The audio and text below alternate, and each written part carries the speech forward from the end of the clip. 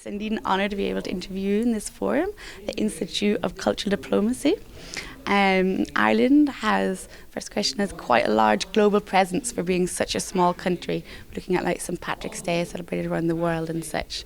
And do you think that this helps with the cultural diplomacy efforts, or does it create problems when people have preconceived notions about what Ireland is? For example, the leprechauns and diddly-dee music.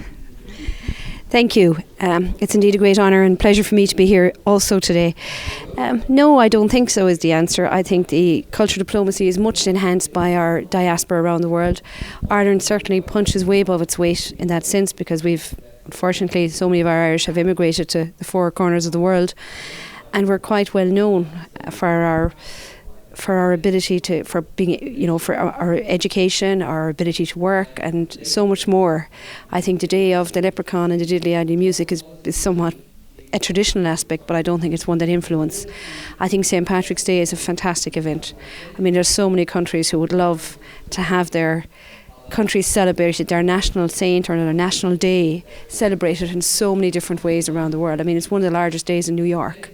So, I think that's huge, for our culture, for our economy, you look at the amount of people, the amount of companies. I was just saying there's 600 of the biggest companies in the world based in Ireland. Most of the multinationals coming from the States are there. So and the St. Patrick's Day people feel they know the Irish people.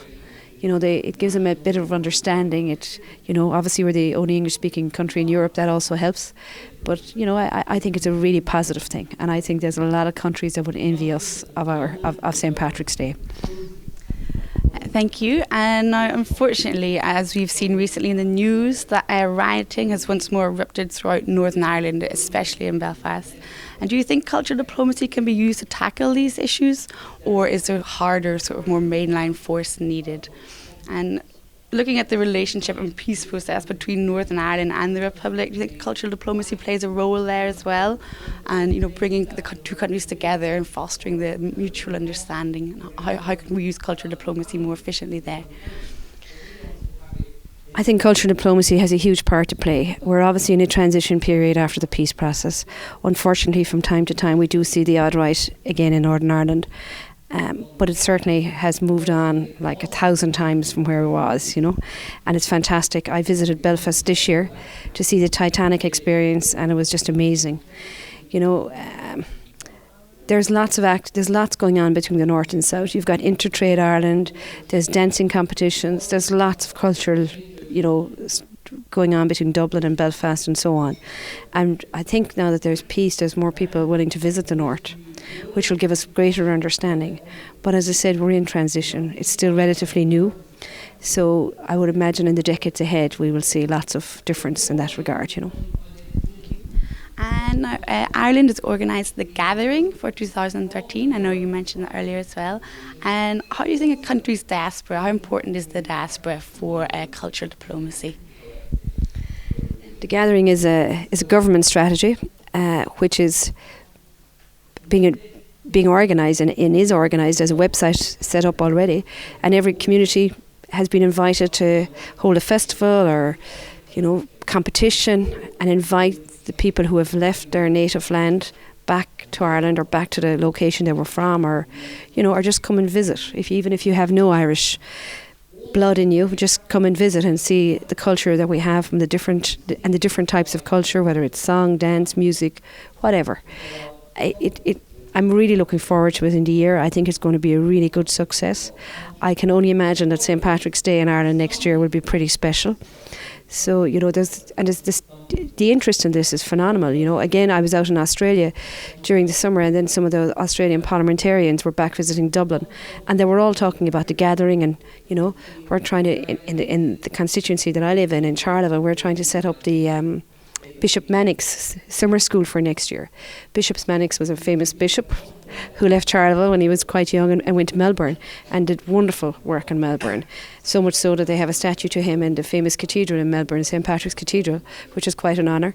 So, I would imagine we'll see a lot of visits to Ireland next year. We have the European presidency. I mean, it's a great year to do it. I mean, we really have a time to show off Ireland in a new light after coming through the economic place we've come from. And I think the Irish people need need hope and they need positivity right now, and this is a new focus so that we can leave the past where it is and move forward in a different place. Well, I'm certainly looking forward to it. And you mentioned there the economic recession, and I was just going to expand on that a little bit. Like, as I was saying, Ireland at the minute, or certainly the past year, has got a bit of a dip in its reputation. It's been the so-called the pigs group with Portugal and Greece and everything, the bank bailouts and everything. Are you going to be using cultural diplomacy to rectify this? You know, what do you think is the future of Irish cultural diplomacy? How are you going to use it to sort of bolster the reputation? I think we've moved on a little bit from the days of the pigs, or at least I hope we have. I mean, 2008 and 2009 were pretty tough.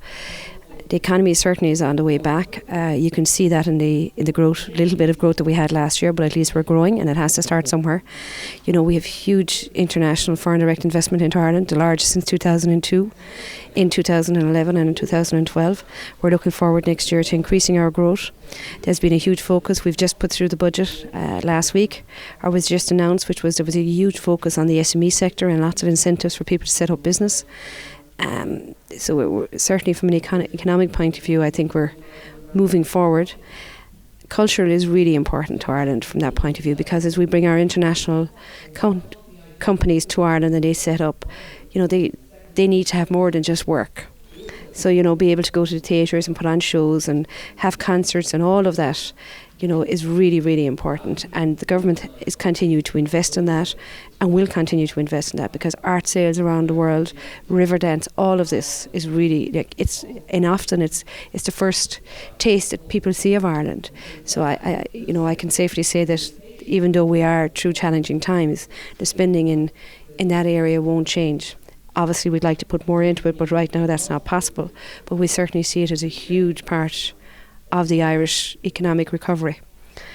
You know, and you know, as we mentioned before, the diaspora is just phenomenal, and it's great, you know, to be able to look at that now for the first time and really hone in on it and see how we can make that build. Because as our ministers go around the world, there have been, you know, people say, how can we help? The multinational community will say, how can we help? So we need to have a way, we need to create a vehicle for people to help, whether that's helping them, the SME sectors or the businesses, to advice and soft supports like mentoring or whatever. People are willing to help. So, you know, when you have that much goodwill towards your country, it gives you hope, and it gives you determination to get through the tough times. And, you know, I'm only a new member of Parliament, so putting through a budget like we did last week is very tough. And it's very challenging. And, you know, you have to look at your principles and kind of question your own morals at times. But you do it in the belief that I have in the Irish people and in the resilience that we have, and that we will get through it, and we will come out of this a better nation and a better people, because we're going to embrace our communities again. And unfortunately, during a time of the so-called, you know, wealth that we had, or probably didn't have, but thought we had, we kind of lost our community spirit and giving time to people. It was when history will tell, it was probably a really bad time in Ireland, even though we didn't see it when we were going through it. But I think the history will say it as it was, you know. So I'm really glad that we've kind of had an opportunity to rethink ourselves as a people, and to realise, you know, we lost our way, and now we're back on track and we're heading in the right direction.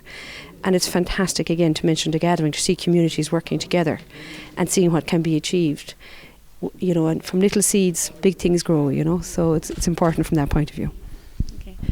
Well, that's the end of our interview. Thank you very much. I'm also really looking forward to 2013, and I agree with you on many points. I have to say, I was studying in Dublin in 2004, 2008, and it was really, I think now when I go back, it feels more like real Ireland. At the end of, you know, really 2004, 2008, there was so much spending, there was so much money, and it was really, I think things got a little out of hand, and now we can definitely see it's a return to the roots and the more traditional things.